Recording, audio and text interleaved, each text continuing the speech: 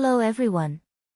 When we consider the history and cultures of the Native American Plains peoples, the Lakota, Cheyenne, Comanche, Blackfoot, Crow, and others, certain images often dominate our thinking. We might picture warriors on horseback, dramatic buffalo hunts, or elaborate feathered headdresses. These powerful images, frequently reinforced by popular culture and older historical narratives, tend to center almost exclusively on the activities and roles of men. But this picture is fundamentally incomplete. Today, I want to guide our focus towards the other half, arguably the foundational half, of these vibrant plains societies, the women. For far too long, Native women have been overlooked in historical accounts, often depicted merely as passive figures or background laborers. This perception dramatically misrepresents their reality. Over the course of this video, we will delve into the diverse, complex, and absolutely essential roles that women fulfilled in the economic, social, political, and spiritual lives of Plains tribes.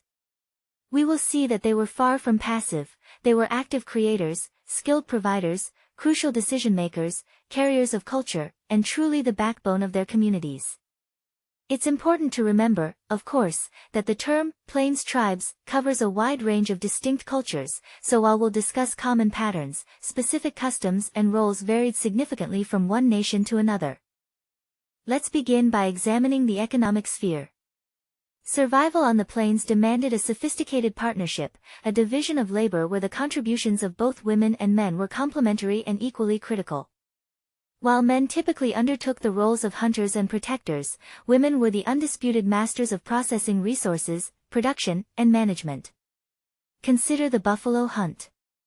A successful hunt, bringing down those massive animals, was only the first step.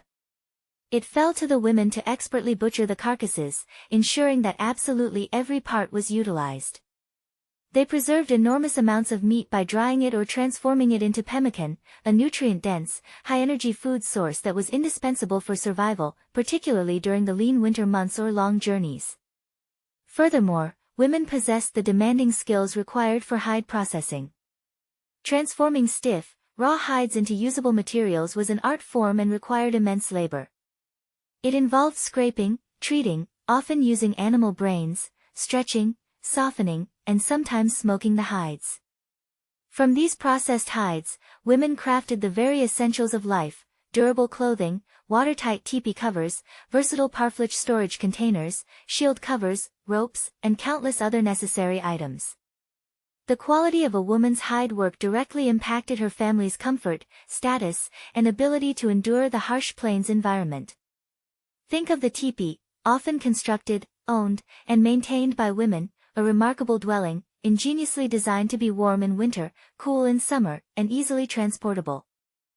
Beyond the buffalo, women's contributions were vital. They were expert botanists, gathering a wide variety of wild plants, roots, berries, and nuts, which provided essential dietary supplements and medicinal resources. Among the semi-sedentary plains groups, such as the Mandan, Hidatsa, and Arikara living in the river valleys, women were the primary agriculturalists.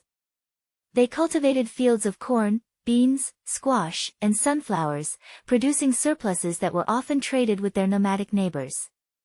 And their hands crafted nearly everything else needed for daily existence: clothing beautifully adorned with intricate quillwork or, later, beadwork, sturdy moccasins, tools shaped from bone and wood, pottery in some communities, woven baskets, and all the furnishings that made a teepee a home.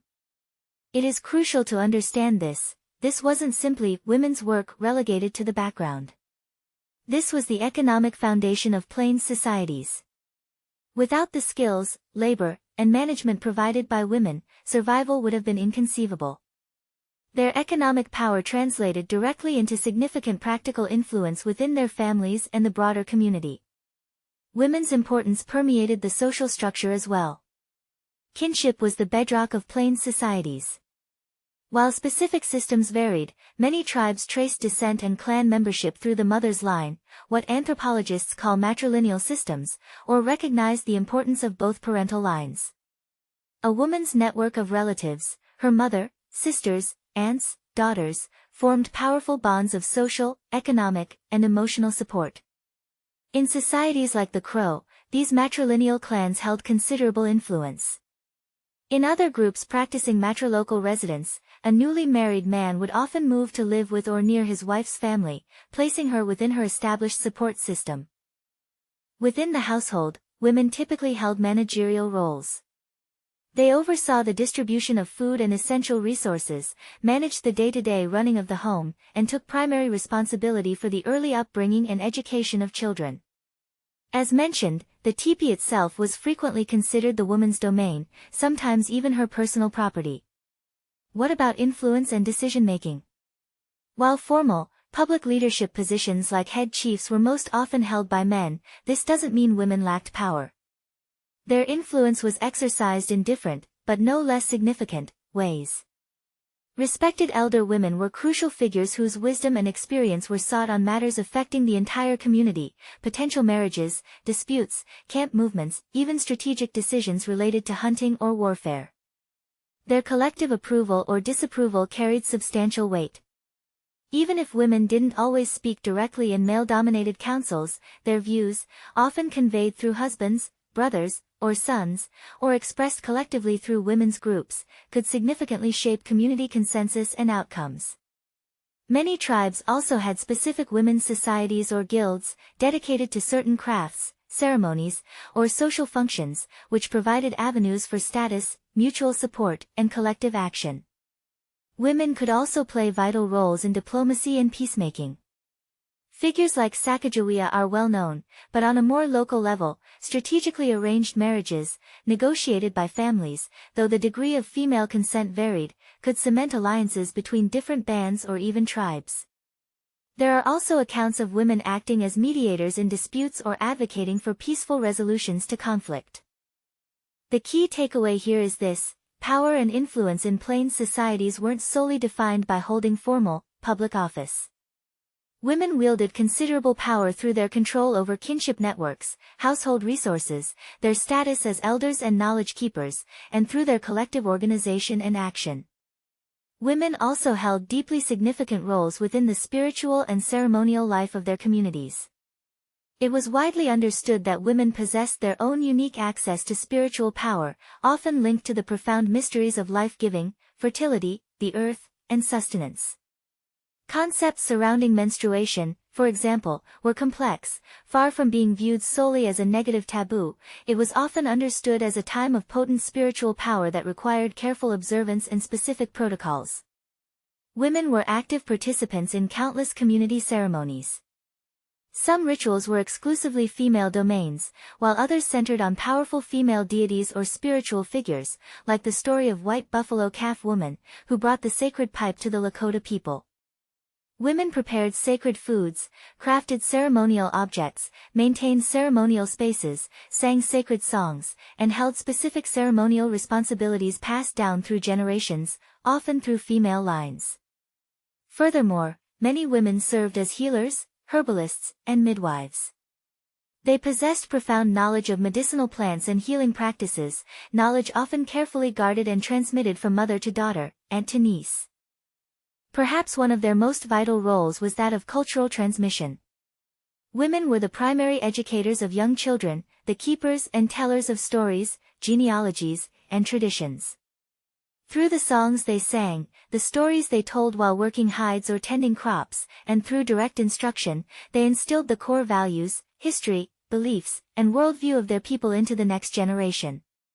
Even the intricate geometric or representational designs found in their quillwork and beadwork were often imbued with deep symbolic meaning, serving as visual narratives that encoded beliefs, historical events, or family lineage.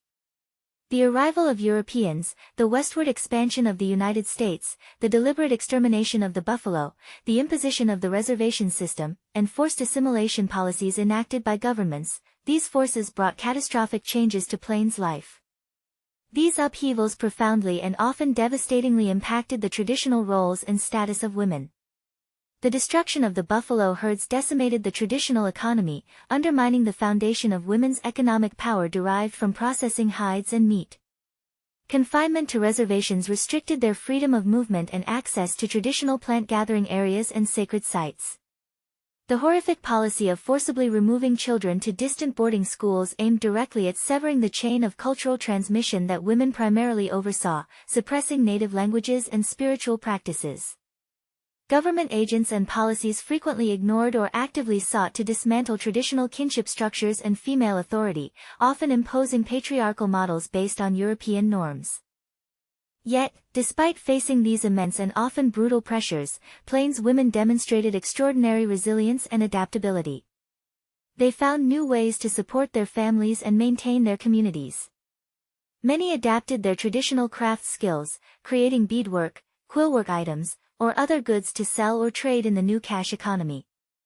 They fought tenaciously, often quietly and behind the scenes, to keep their languages alive, to continue sacred ceremonies in secret when necessary, and to preserve core cultural values against overwhelming odds. They became vital advocates for their families and communities, learning to navigate the complex and often hostile systems imposed upon them while fiercely protecting their cultural identity. Their strength, ingenuity, and perseverance were instrumental in holding families and communities together through generations of trauma and dispossession. So, as we reflect on the history of the native peoples of the Great Plains, let us consciously move beyond the narrow, male-centric stereotypes. Let us recognize and honor the women. They were not secondary figures waiting in the teepee, they were dynamic, indispensable forces who shaped every aspect of life. They were economic drivers, the weavers of the intricate social fabric, the holders of essential spiritual and cultural knowledge, and enduring pillars of resilience in the face of unimaginable change. Understanding their centrality is not just about correcting the historical record. It is essential for appreciating the continued strength, vitality, and leadership of Native women today. Their legacy is alive and powerful, visible in the vibrant cultures, the strong kinship networks, and the ongoing struggles for sovereignty, self-determination, and cultural revitalization being led by Native communities across the Plains. They were, and they remain, truly indispensable. Thank you. If you have any questions, please leave them in the description.